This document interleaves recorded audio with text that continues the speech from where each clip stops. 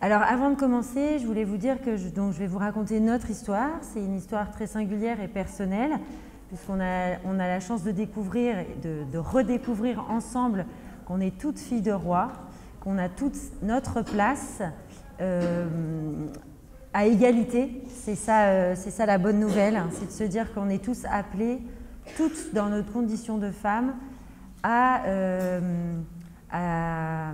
découvrir jour après jour notre vocation, à la renforcer et à la déployer.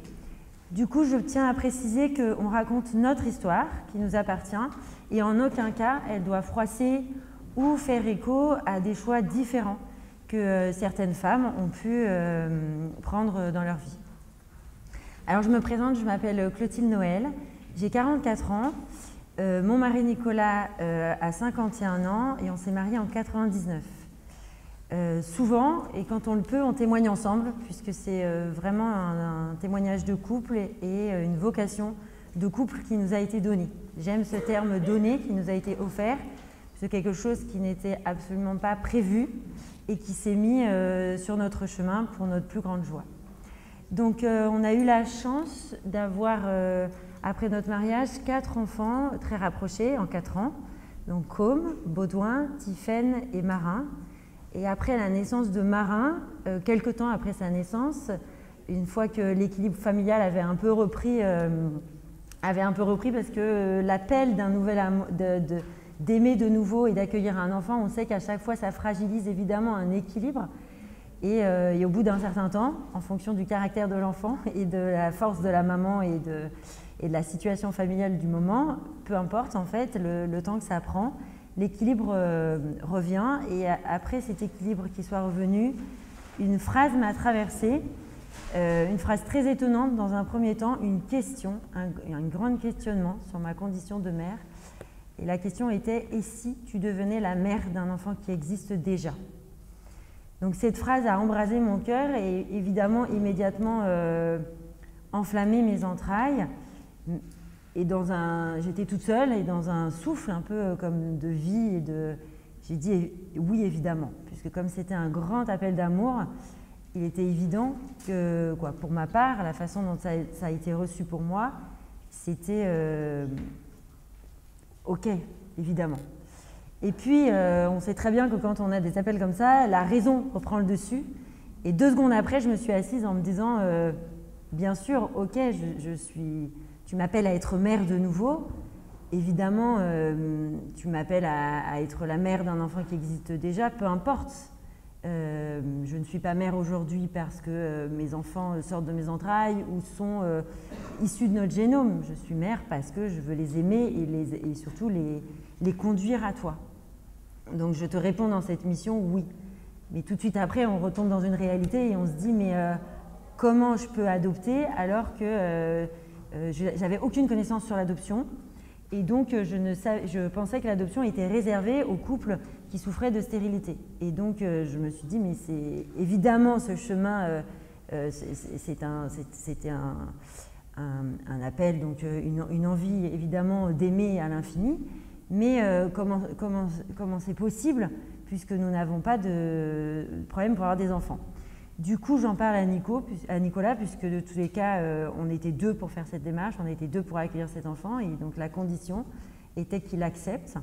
Alors j'avoue en toute honnêteté que j'ai beaucoup prié pour accepter son non parce que moi évidemment ça avait déjà embrasé mon cœur et donc ça me paraissait évident et du coup il fallait que j'accepte si ça n'était pas évident pour lui, et du coup de continuer à avoir une vie qu'on avait plutôt prévue. Et contre toute attente, Nicolas a répondu immédiatement, comme moi j'avais répondu dans mon intimité, oui. Et donc tous les 2 aussi, on s'est interpellés après en se disant, mais nous on est ok, mais est-ce que c'est possible? Donc très vite ensuite, on a appelé des associations de façon anonyme, parce qu'en toute honnêteté, on avait un peu peur de la réponse et surtout qu'on se moque un peu de nous en nous disant, mais pourquoi vous arrivez là en fait, c'est pas du tout destiné pour vous. Et donc de façon anonyme, j'ai appelé des associations en leur demandant est-ce que tout hasard, quand on peut avoir des enfants naturellement, ou qu'on n'a pas de problème non plus au niveau génétique qui fait qu'on est obligé de réduire, on va dire, notre maternité personnelle, est-ce que c'est possible de se tourner vers l'adoption? Et la réponse a été très rapide, il n'y a aucun souci à partir du moment où vous vous orientez vers un enfant dit à particularité. Et donc là, ça a été la première claque. C'est-à-dire que je ne connaissais pas déjà ce terme, puisque les enfants que nous avions, et bien sûr, ont toujours et sont forts de leur particularité, c'est ce qui fait leur singularité.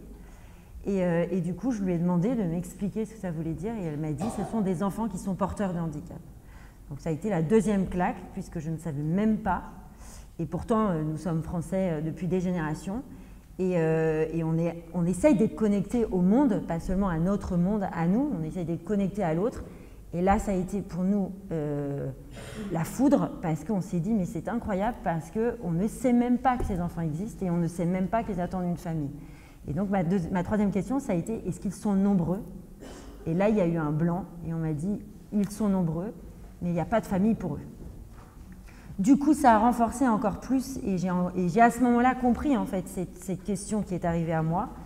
Et du coup, on a rediscuté ça en couple et en conscience, on s'est dit, eh bien, évidemment, ça nous a paru encore plus limpide que si ces enfants étaient en France et avaient besoin d'une famille. Nous, tous les deux, avec Nicolas, on avait évidemment parlé du handicap quand on était fiancés, on avait parlé du handicap à chaque fois que j'étais enceinte.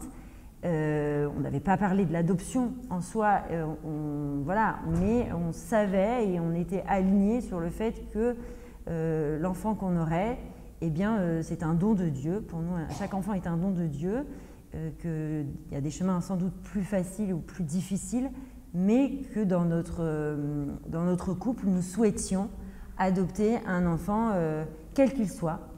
Et que dans tous les cas, peu importe où l'enfant nous emmènerait, on suivrait le chemin vers lequel on était plutôt dans une posture de base, on va dire, de ne pas élever un enfant, mais plutôt considérer qu'on se mettrait au niveau de l'enfant et que finalement, c'est lui qui nous amènerait sur le chemin et on l'aiderait, nous, en tant qu'éducateurs, à le protéger et à le faire grandir.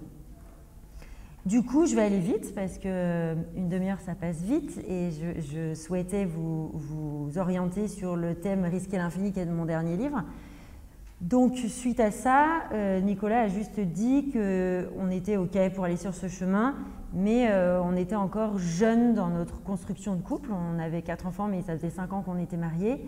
Et du coup, il souhaitait qu'on attende un tout petit peu pour que les enfants aussi grandissent, puisque maintenant, on était sûr qu'on accueillerait un enfant porteur de handicap.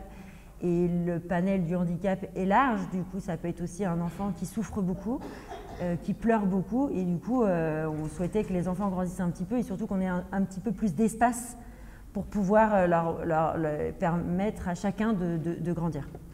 Et donc, on a attendu 6 ans et pendant ces 6 années, on a eu la chance d'accueillir 2 autres enfants biologiques, Philippine et Brune. Et quand Brune a eu 2 mois, cette parole qui était en moi déjà depuis 6 ans commençait à talonner régulièrement et à me réveiller la nuit. Je dis à Nicolas, il faut y aller parce que c'est pas quand on sera âgé, parce qu'on sait qu'un enfant porteur de handicap, c'est lourd physiquement aussi. Et ça a une autonomie, quelquefois jamais d'autonomie. Du coup, nous, les parents, en vieillissant, on accompagne l'enfant très longtemps. Et du coup, j'ai dit, il faut qu'on y aille maintenant. Et du coup, on a poussé les portes du Conseil général. Ça a été la 3e claque, puisque nous, on arrivait évidemment la fleur au fusil, on avait grandi ce désir de parentalité. Cet enfant, finalement, on s'est rendu compte après, il était inscrit dans notre famille depuis toujours. Donc nous, on était tout feu, tout flamme. On arrivait pour évidemment faire les rencontres avec les psychologues et les assistantes sociales pour construire ce désir avec eux, pour qu'ils nous aident, eux les spécialistes, à mieux accompagner cet enfant, à nous aider à appréhender, même si on ne peut pas tout border et tout savoir évidemment, parce que ça reste un enfant qui est unique et qu'avant de l'adopter, on ne connaît pas son histoire. Mais de pouvoir travailler le lien de filiation adoptive, la façon de travailler l'histoire avec l'enfant, parce que c'est vrai qu'on était sur un enfant porteur de handicap, mais il y a plusieurs sortes de handicap et on peut être sur un handicap moteur et pas du tout cérébral. Du coup, il est important aussi de savoir comment on met en lumière l'histoire de l'enfant, comment on l'accompagne aussi dans les souffrances qu'il a pu avoir avant qu'on puisse l'avoir dans les bras. Et donc là, ça a été la 3e claque, c'est de se dire qu'en fait, on a été bloqué réellement, idéologiquement, en fait, sur cette envie d'aimer à l'infini. On est passé pour des fous et pour des irréalistes, et à tel point que de la psychologue, on nous a lancé sur un psychiatre qui a décrété la première fois qu'il nous verrait qu'il découvrirait notre névrose et qu'il mettrait le doigt dessus. Nous, on sait qu'on est évidemment plein de névroses et de cabosses, mais on lui disait que est-ce que finalement, c'est peut-être ce qui a permis finalement d'avoir l'agrément. Un jour, avec plus aucun mécanisme de défense, je lui ai dit, mais docteur, évidemment, on est tous construits de ces cabosses, de ces défauts, de ces névroses. Et à la rigueur, si vous mettez le doigt sur certaines, je serais ravie de travailler dessus. Mais finalement, est-ce qu'en France, tout simplement, la question c'est est-ce qu'on a le droit d'aimer à l'infini? Est-ce qu'on a le droit d'aimer à la folie? Est-ce que cette folie-là est permise? Et c'est vrai qu'il a souri. Et j'ai essayé de lui faire comprendre qu'en fait, on pouvait faire des rendez-vous, mais que quelque part, on ne pourrait pas le rassurer. Il n'y avait rien de rassurant dans notre démarche, puisque tout acte d'amour, en fait, est irraisonnable, puisqu'il nous impose de sortir de nos terres et de découvrir un autre paysage qu'on ne connaît pas encore. Donc évidemment, c'est une prise de risque infinie. Et je disais que finalement, on était OK et on était disponible dans ce qu'on pouvait, parce qu'on avait quand même à l'époque déjà 6 enfants, à venir faire des rendez-vous. Donc c'était quand même déjà compliqué parce que mon mari devait arrêter de travailler ces jours-là. Ça durait des rendez-vous qui duraient 4 heures, mais qu'au bout d'un moment, en fait, on tournait en rond parce que cette prise de risque, en fait, il fallait qu'on la prenne ensemble. Et que, évidemment, on lui a déposé le fait que lui aussi, il prenait évidemment une énorme prise de risque, parce que si cette adoption ne fonctionnait pas, or, il nous a expliqué que ça existait de temps en temps, même sur des enfants classiques, et bien évidemment, comme notre histoire a été singulière, on lui reprocherait d'avoir donné l'agrément, d'avoir essayé de rassurer les services alors qu'en fait c'était de la folie. Et du coup, on sait très bien qu'un enfant qui subit une rupture et un abandon, c'est catastrophique. Donc on était en reliance avec lui en lui disant qu'on était OK sur le fait qu'évidemment ça l'angoissait, mais qu'on pouvait essayer de construire quelque chose plutôt que de tomber dans cette angoisse qui est stérile et qui nous empêche en fait de décoller vers l'amour infini. Donc au fil des discussions qui ont été aussi très riches pour nous, pour se construire en couple et pour tomber aussi sur cette réalité, si on n'était pas tombé sur cette réalité et sur ces discussions de fond, éthiques, humaines, eh ben, je ne serais pas là aujourd'hui. Et finalement, l'appel a été double puisqu'il nous a été donné de voir, il nous a été donné de pleurer, bien sûr, sur cette réalité qui nous a énormément blessés dans toute notre humanité, puisqu'en fait, on est tous reliés les uns aux autres et on n'est pas étrangers à ce qui se passe à côté de chez nous ou à l'autre bout du monde. Donc, quelque part, on s'est posé, moi, je me suis posé la question, pourquoi ça me fait autant souffrir? Et en fait, j'ai compris qu'on résonnait tous les uns aux autres, en fait. On est tous créés dans cette belle unité humaine et j'insiste sur le fait que nous ne sommes pas étrangers à ce qui arrive à l'autre. On n'est pas étrangers au handicap ou à la fragilité avant même que ça s'approche de nous. Elle fait partie de nous, elle fait corps avec nous et nous sommes tous frères et sœurs. Du coup, on est tous là pour s'apporter et compenser ce qui nous manque grâce à la force de l'autre. Et du coup, on a réussi, à force de patience. Ça nous a aussi appris étonnamment la patience et la douceur. On a beaucoup d'amis qui nous ont dit, vous êtes un peu... ils nous appellent un peu, ils nous caractérisent en nous disant on est des volcans de 1000 volts. Ils nous ont dit, mais comment, surtout mon mari qui est très actif, comment tu as pu supporter d'être dans des préfabriqués pendant 4 heures, à avoir des questions du pourquoi, comment, pourquoi. Et en fait, c'est vrai qu'on s'est étonné, et ça, c'était vraiment, on a découvert les 7 dons du Saint-Esprit. Mais en fait, on aimait déjà tellement cet enfant. On avait très bien compris que de toute façon, sans leur oui, on ne pouvait rien. Et que quelque part, on était obligé de subir ça, mais de le transcender aussi, parce que ça nous a amené sur des discussions, ça nous a amené aussi à travailler. Comme je viens de vous dire, j'ai réfléchi pourquoi ça me faisait autant souffrir. Quand l'enfant n'était pas encore là, j'avais des amis qui me disaient, mais entre guillemets, ton petit 7e, tu peux te le faire. Et en fait, je me disais, mais c'est pas ça en fait. C'est pas le caprice d'être mère.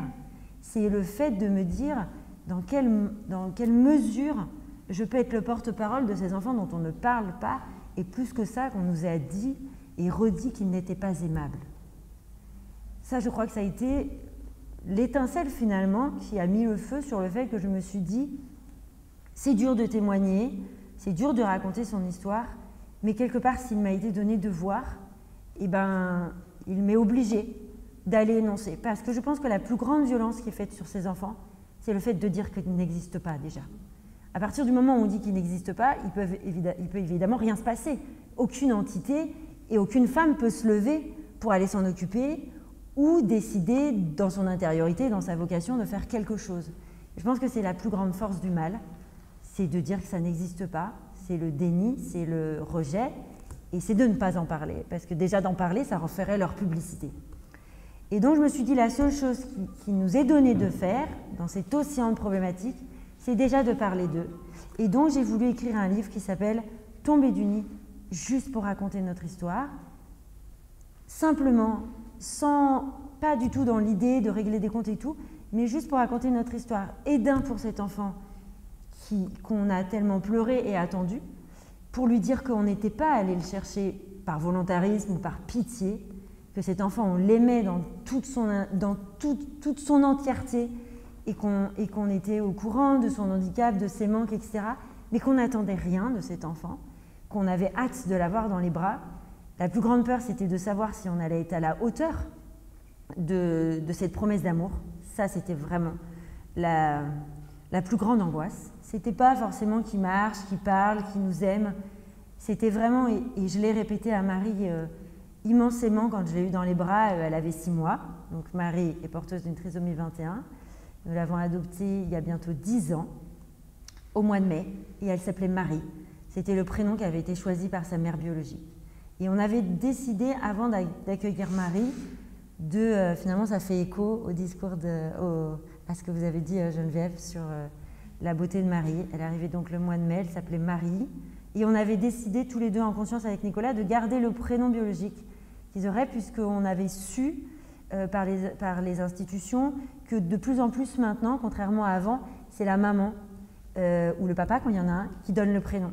Et du coup, nous, on a eu la chance d'avoir des enfants biologiques et on a eu ces moments de joie en couple ou seul ou avec des amis à réfléchir au prénom. Et du coup, j'avais envie de garder cette empreinte de la mère et du papa biologique quand il y avait, parce que je vis ces adoptions aussi dans une très grande communion avec la mère qui m'a donné et qui m'a confié quelque part, avec l'aide du ciel, ses enfants, et que sans elle, l'histoire n'existerait pas. Donc évidemment, elle fait partie de notre histoire, elle fait partie, moi, de ma spiritualité au quotidien. Je suis au quotidien avec ces femmes, et dans mon cœur, et j'en parle beaucoup à nos enfants adoptés. Donc après Marie, nos 6 enfants, contre toute attente, l'ont extrêmement bien accueillie. Donc je ne peux pas vous raconter tous les petits détails qui sont adorables, mais vous les trouverez pour le coup dans le livre Petit à Petit, qui est la suite de Tomber du nid, où je mets vraiment en lumière ce qui se passe dans notre couple, ce qui se passe auprès de chacun de nos enfants, qui sont très différents, qui avaient des âges très différents, qui étaient à des périodes de vie très différentes. Nos aînés commençaient à rentrer dans l'adolescence, où à ce moment-là, le regard de l'autre est quand même très important. Donc accueillir un enfant trisomique chez soi, c'est pas autant vendeur que des dernières baskets à la mode, mais ça les a profondément transformés. Et c'est ça que j'ai voulu aussi énoncer dans mes livres, c'est combien, bien sûr, la peur du handicap était là, et combien on ne savait pas si on allait être à la hauteur de cet enfant. Et d'ailleurs, c'est un questionnement qui se pose tous les jours et qui se travaille tous les jours, puisqu'on n'a encore rien abouti, et que l'amour de nos enfants, on le démultiplie, et on mesure combien chaque jour aussi on a des manques de patience et de tempérance et d'accompagnement. Et du coup, c'est une question qui me taraude tous les jours et que j'essaye au maximum d'être à la hauteur, parce qu'il nous a été confié quand même des perles. Mais ce qui nous a impressionnés, c'est de voir combien nos enfants, en fait, étaient joyeux et heureux. Et pour une toute petite anecdote qui m'a quand même assez impressionnée, c'est qu'à cette époque-là, on habitait tout près d'une école, et donc souvent j'avais des enfants à déjeuner en plus, parce que les parents travaillaient et que la cantine c'est onéreux, et surtout les enfants ne mangent pas à la cantine. Et du coup, je me suis dit comment ça va se passer, tous ces enfants qui circulent, et comment nos enfants, du coup j'étais aussi un peu délicate sur le fait que j'allais pas forcément tout de suite quand ils arrivaient avec leurs copains, être un peu discrète sur le fait que peut-être ils n'avaient pas forcément envie que Marie soit au centre de la pièce à ce moment-là, etc. Et ce qui était incroyable, Et ça, c'est quelque chose qui m'a dépassée, donc je l'ai vécu avec beaucoup d'humour. Et je racontais avec à Nicolas le soir ou à des amis, je disais, écoutez, vous allez me croire ou pas, ça paraît quand même un peu étonnant. Et en fait, donc, mes grands sont des garçons, et un jour, je me retourne, ils étaient en randonnion sur le canapé, en train de se raconter la prof d'histoire qui était habillée comme ça, et la prof de maths qui exagérait vraiment de leur faire une interrogation, alors elle avait dit qu'elle n'en ferait pas. Et en fait, ils avaient Marie, bon, qui est vraiment, je peux le dire en toute objectivité, absolument adorable, c'est vrai. Et elle ressemblait à une petite triplée. Ils se la passaient comme ça, et elle passait de genoux en joue, mais c'était réel. Et du coup, j'étais en train de faire le repas, et ils étaient 17 ce jour-là, et je me suis arrêtée, je me suis dit, je le dirai aux assistantes sociales que personne ne me croirait, mais moi, je me délecte de ce moment hors temps et complètement incohérent. Et quand ils revenaient les autres jours, à chaque fois, ils se précipitaient sur le parc, ils prenaient Marie et ils disaient à leurs copains toutes les évolutions qu'elle avait. Donc, dès qu'elle s'est mise, parce que Marie, quand elle est arrivée, elle était très atteinte dans sa trisomie, donc on a même signé une décharge. Donc, c'est quand même assez violent, puisqu'en quelques jours, ils ont décidé de ne plus la déposer à l'adoption parce que son handicap est trop lourd. Du coup, on a signé une décharge et du coup, on est parti dans une posture où on s'est dit que c'était... oui, du coup, tu m'as on était dans une posture où on s'est dit que tout était cadeau. Que finalement, en fait, on n'attendait rien d'elle, elle avait déjà souffert, et puis elle avait son handicap, c'était pas de sa faute. Du coup, je lui avais bien dit, elle avait 6 mois quand elle arrivait dans nos bras, mais elle avait un développement comme un petit enfant de 3 mois. Et donc, je lui ai dit, Marie, on ne se met pas la pression. En fait, nous, on t'aime, on t'a pleuré pendant 2 ans, on n'en peut plus. Donc, tu es là. Et puis, en fait, si tu ne nous aimes pas, c'est pas grave. Tu as le droit, en fait, tu as le choix. Et puis, que tu marches pas, que tu aies des couches toute ta vie, etc. Bah, écoute, en fait, c'est pas grave. Et c'est marrant parce qu'elle a à ce moment-là, énoncé, elle a manifesté ce que je l'ai dit. Elle l'a vraiment intégré dans son cœur. Et à partir de ce moment-là, parce que c'était un enfant qui ne mangeait pas, etc., à partir de ce moment-là, elle s'est mise à regarder, elle a développé. Je crois qu'on lui a enlevé inconsciemment une chape qu'elle s'était mise, parce que ces enfants, ils sont intelligents et je le revendique, ils ont une sacrée forme d'intelligence et je pense que c'est nous qui sommes trop limités dans notre intelligence pour aller à la rencontre d'eux, mais qu'est-ce qu'ils sont malins, ils ont des antennes 2 fois plus affûtées que nous et ils comprennent très bien si on fait semblant, si on les aime par pitié ou si nos cœurs vraiment viennent à la rencontre d'eux. Et donc je crois qu'elle a compris qu'en fait, elle n'avait plus question d'avoir peur, en fait, qu'elle soit belle, qu'elle aille à l'école, qu'elle ait envie de parler. De toute façon, nous, on était là pour elle. Et je lui ai dit, c'est foutu parce que nous, on est fous de toi. Donc en fait, tu peux nous rejeter, etc. Mais nous, on sera là. Et en fait, ses frères et sœurs l'ont accueillie de la même façon. Et donc suite à ça, contre toute attente, parce que ce n'était pas prévu, on est reparti sur les chemins de l'adoption. Et ça a été beaucoup plus compliqué, mais on passe les détails. Et on est arrivé sur on a eu dans les bras une nouvelle petite fille qui s'appelait Marie. Et c'était le prénom biologique qu'avait donné sa maman. Donc ça m'a quand même perturbée, donc j'ai quand même demandé aux assistantes sociales, est-ce que c'est fréquent? Est-ce qu'en fait vous avez que des Marie et des Joseph? Parce qu'il y a un moment donné, je me suis dit, il ne faut pas être mystico-dingo, peut-être qu'en fait, il n'y a rien du tout de clin d'œil de Dieu dans ça, peut-être que c'est très fréquent. Et ils m'ont dit, non, je vous confirme, Madame Noël, que quand on a ouvert votre dossier, on s'est mis à pleurer, donc c'est quand même très intéressant parce qu'ils n'avaient pas la foi, et du coup, ils ont quand même reçu ce signe, donc c'est super beau, et ils nous ont dit, en fait, on s'est dit que c'était incroyable, une deuxième Marie. Du coup, on se pose la question si ça va être compliqué pour vous. On a dit non, pas du tout, on trouvera une solution. Et adorable, elles m'ont dit, c'est tellement beau votre histoire qu'il faudrait écrire un livre. Donc j'en étais à mon 2e livre, mais je ne leur disais pas parce qu'on était là en tant que parents. Du coup, Marie Garance est lourdement polyhandicapée. Poly veut dire donc plusieurs, qui fait qu'elle a un fauteuil roulant, elle est nourrie par gastrostomie. Voilà, la liste est longue de toutes les choses qu'elle ne peut pas faire dans ce que le monde propose dans la performance, mais elle a des performances qui sont hautement incroyables sur tout le reste. Malheureusement, je ne peux pas la développer, mais vous le verrez donc dans mon livre qui s'appelle Risquer l'infini. Pour aller très vite, ce titre, je l'ai posé, c'était au moment de l'adoption de Marie Garance. Donc suite à l'adoption de Marie Garance, on a aussi adopté un petit garçon qui s'appelle Frédéric Moïse, qui a aussi une autre pathologie. Donc Risquer l'infini, ce que j'ai voulu nommer dans ce titre, c'est risquer évidemment.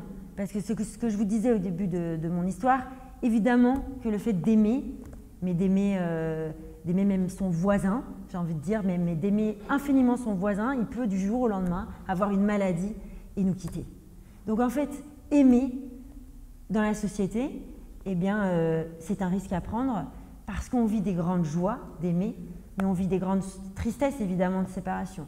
Donc dans ce titre, j'ai voulu énoncer ça puisque je l'explique dans plusieurs chapitres où au bord de ce risque de Marie-Garance qui m'a amené dans un risque immense, qui engageait en plus dans notre folie nos enfants, mon mari, nos propres familles aussi, où ça a été très compliqué parce que sans s'en rendre compte, on les a embarqués aussi. Parce qu'évidemment que nos parents s'inscrivaient, grands-parents aussi, de cet enfant qui n'était pas de leur chair, qui n'était pas de leur lignée à la base, et qui plus est, avait un handicap, et on sait à quel point le handicap c'est compliqué aussi pour les familles. Donc dans ce terme risqué, j'explique mon désarroi, à tel point que j'en viens à me demander que je vais fuir totalement. J'ai eu la chance, après avoir écrit le livre, de découvrir Christiane Singer, je vous invite vraiment à la lire, qui dit dans son livre « Où cours-tu, ne sais-tu pas que le ciel est en toi ?» Elle dit « Il y a des risques qui sont bons pour la vie, comme quand on est face à une bête sauvage.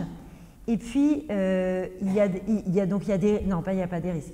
a des fuites qui sont obligatoires pour notre survie, par exemple quand on est face à une bête sauvage. Et puis, il y a des fuites qui font que si on les vit, elles sont au péril au contraire de notre vie. Parce qu'à un moment donné, en fait, dans notre condition de femme et dans notre vocation, il nous est demandé de sauter.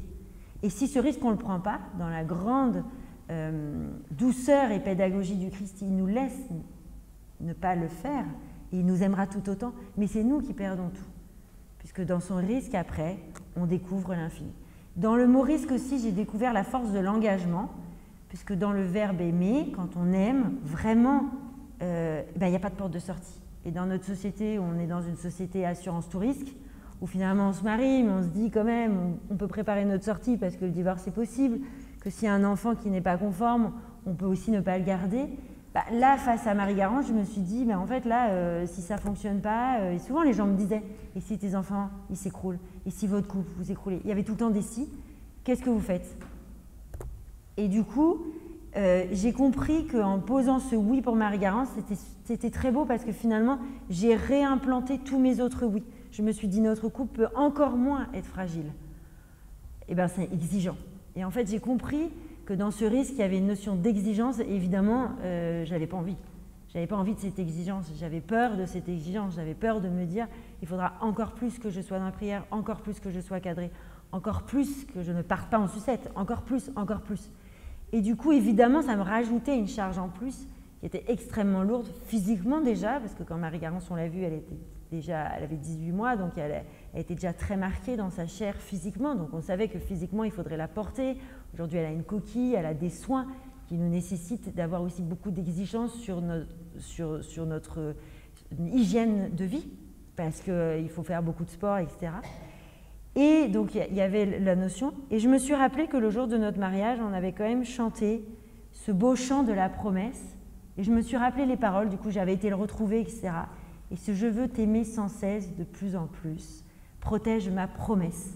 Et donc, j'ai compris, grâce à Marie-Garance, que je plantais toutes mes autres promesses. Et je termine sur l'infini. Et du coup, dans le mot infini, eh bien, je terminerai là-dessus. Il y a la notion que c'est jamais fini. Et ça, maintenant, je commence à le comprendre. Et on peut dire que le Christ nous fatigue. Parce que jamais, en fait, on croit toujours que c'est terminé. On se dit, Marie-Garance, c'est arrivé, c'est la petite cerise sur le gâteau. Voilà, c'est bien, je crois qu'on va vivre ce qu'on a à vivre. Puis peu de temps après, c'est retapé à notre porte. Le fait de repartir sur le chemin de l'adoption. Frédéric Moïse est arrivé, ça a été une autre adoption, une autre histoire, des autres souffrances qu'il avait vécues. On a été bien à terre, parce que ça a été une adoption beaucoup plus compliquée, parce que cet enfant avait beaucoup souffert. Et là, je me suis dit, c'est bien, c'est fini, on va profiter, faire grandir nos enfants. Et puis, il y avait aussi l'association, je n'ai pas le temps de vous en parler, mais qu'on essaye de développer pour justement protéger ces enfants. Et puis, cet été, contre toute attente, d'une autre façon, parce qu'on voyait bien qu'on n'était pas dans une démarche d'adoption plénière, parce que voilà, Nicolas a 51 ans, nos enfants grandissent, puisque notre aîné, cette année, nous a annoncé qu'il se mariait en avril. Donc on s'est dit, voilà, on est poussé vers autre chose, vers une autre maternité, vers des grands-parents. Et contre toute attente, un petit Noé a tapé à notre porte qui a 18 mois. Donc ça nous a quand même beaucoup fait rire et je crois qu'on n'a pas pu dire non parce qu'on s'est dit, Frédéric, on l'a appelé Moïse, parce que suite à nos adoptions, moi je suis vraiment tombée dans la connaissance de l'Ancien Testament qui était quelque chose de très hermétique pour moi. Et du coup, Moïse, donc en permanence, joue avec Noé, et chez les Noëls, je me suis dit, bon, là je crois qu'il s'amuse, et je crois qu'on ne peut pas dire non. Et du coup, on a accueilli Noé dans une histoire complètement différente, puisque en fait, sa maman a un cancer en stade 4, donc je vous la confie, elle s'appelle Fanny, elle veut venir à la Sainte-Baume, là elle est à la maison, j'ai beaucoup d'émotions. Elle nous a confié Noé déjà le temps de son opération, parce que sinon il partait à l'ASE. Et depuis le mois d'août, on a l'immense chance, et je pèse mes mots, que Fanny habite aussi chez nous pour qu'elle puisse suivre ses soins au quotidien et que moi je sois en soutien de son fils et que quand elle a un peu la force, parce qu'elle s'est battue pour son fils qui aurait dû être avorté, qui est né à 27 semaines, donc c'est une guerrière. Aujourd'hui, elle est condamnée, donc je vous la confie. On ne sait pas, on se plante dans le présent, donc on accueillera Noé, bien sûr, parce que c'est son désir, mais on attend de savoir le temps de Dieu et comment on va vivre ça. Je terminerai juste sur le fait qu'on dit que quand on accueille, quand on ouvrira sa maison, on accueillera des anges, et c'est la vérité. Donc je vous invite à ouvrir votre maison. Et je termine sur la phrase de Christiane Singer, « L'amour existe, il y a eu l'empoignade, la friction, le corps à corps avec la création, la lutte avec l'ange, la confrontation avec l'ombre qui nous habite. »